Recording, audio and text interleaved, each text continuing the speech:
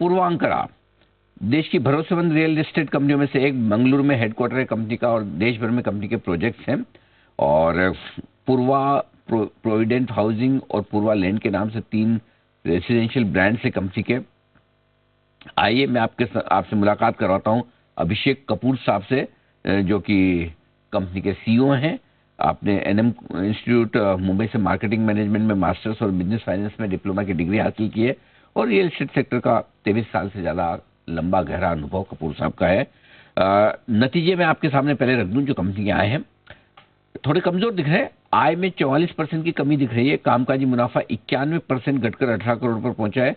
Margin काफी तेजी से घटे हैं, जो 35% के आसपास मार्जिन थे वो 6% के आसपास रह गए और 78 करोड़ का मुनाफा बदलता हुआ दिख रहा है 92 करोड़ के नुकसान में। तो थोड़े से सरप्राइजिंग रिजल्ट है कमजोरी की तरफ है। कपूर साहब गुड मॉर्निंग, स्वागत है आपका, धन्यवाद हमें समय देने के लिए। क्या वजह है सर, हर एक पैरामीटर पर नंबर्स बड़े खराब दिख रहे हैं इस तिमाही में, कुछ खास वजह है इस कमजोर प्रदर्शन के पीछे? अनिल जी नमस्कार और शो पे इनवाइट करने के लिए शुक्रिया।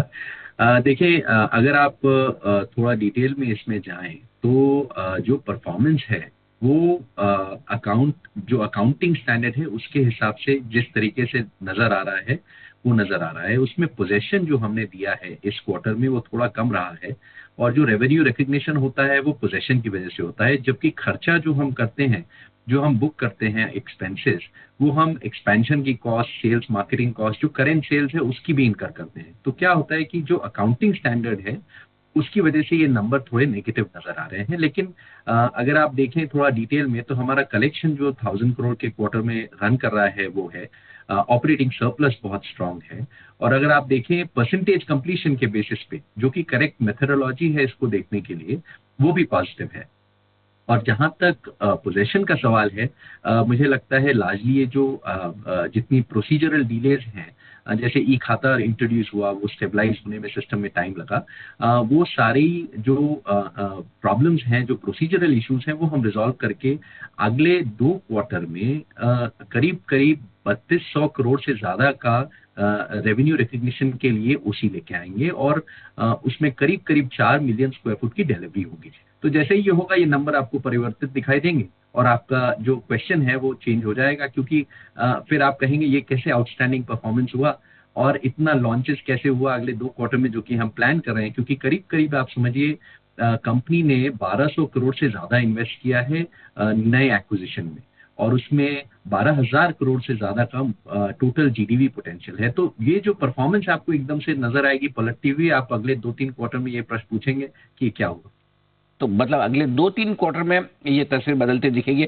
और जैसा कपूर साहब आपने कहा कि अकाउंटिंग के जो नियम बदलने की वजह से आपको नंबर्स ये दिख रहे हैं, हेडलाइन नंबर्स, तो क्या ये समझा जाए कि अगर वो इफेक्ट हटाकर देखें तो कंपनी की परफॉर्मेंस ऑन ट्रैक पिछली हिस्टोरिकल परफॉर्मेंस के हिसाब से ही है? बिल्कुल, अगर आप पीओसी मेथड से या उस फैक्टर को, जो अकाउंटिंग स्टैंडर्ड वाले फैक्टर को थोड़ा हटा के देखें, देखिए रियल एस्टेट में इंडस्ट्री में एक मैं कई बार कहता हूं कि हमको क्या देखना चाहिए कि आपका जो ऑपरेटिंग कैश फ्लो है और जो कैश फ्लो सरप्लस है वो कैसा दिख रहा है और कंपनी क्या नया प्रोजेक्ट लेने में निवेश कर रही है और जो लॉन्चेस कर रही है वो कैसे कर रही है और उसका जो डिलीवरी है, और डिलीवरी को हम करीब करीब साल भर से कंपेयर करें तो ज़्यादा अच्छा होता है, क्योंकि हमारे इन्वेस्टमेंट साइकिल और डिलीवरी साइकिल करीब करीब 4 से 5 साल की होती है।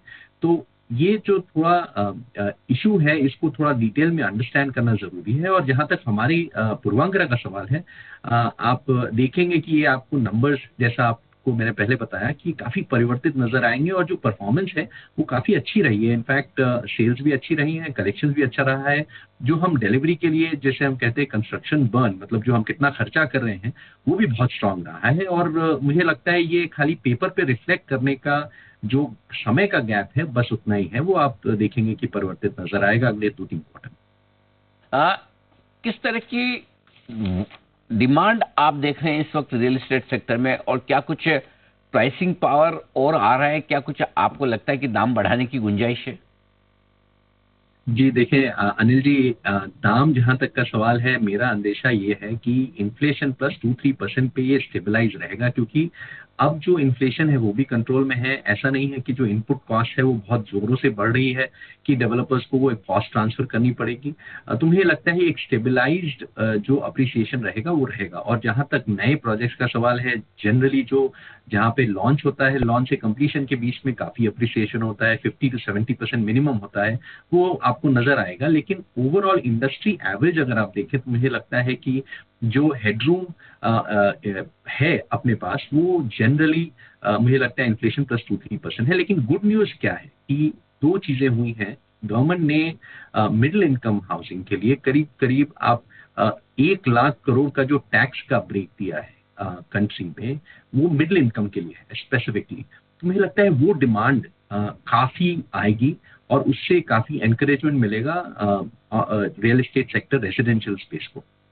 और जहां तक दूसरा सवाल है ये इंटरेस्ट का है कि इंटरेस्ट में आरबीआई ने भी मॉनेटरी पॉलिसी के तहत फिस्कल पॉलिसी को मानते हुए, अलाइन करते हुए जो 25 बेसिस पॉइंट कम किया है इंटरेस्ट रेट, वो भी एक बहुत अच्छा डायरेक्शन है। मुझे लगता है ये फर्दर रिड्यूस होगा क्योंकि इन्फ्लेशन अच्छे कंट्रोल में है। तो हाउसिंग डिमांड ओवरऑल मुझे लगता है इंडस्ट्री के लिए बहुत ही पॉजिटिव रहेगी। स्पेशली जो मिडिल इनकम है 70 लाख रुपए से लेके 1.5 करोड़ लाख के कैटेगरी में मुझे लगता है मैक्सिमम डिमांड आएगी। और कंपनी हमारी उसी पे फोकस्ड है कि करीब 85% जो हमारा बिजनेस आता है वो इसी कैटेगरी से आता है। और हम जो नए लॉन्चेस ला रहे हैं उसमें काफी लॉन्चेस हम इस तरह के ला रहे हैं जिसमें ये 70-80 लाख से लेकर के 2 करोड़ के बीच में का प्रोडक्ट है।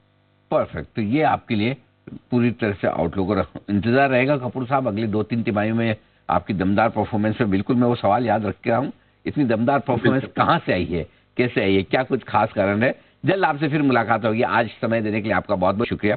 Thank you so much sir, बहुत बहुत धन्यवाद। और इस बीच बाजार फिर से दिन के निचले स्तरों के आसपास आते हुए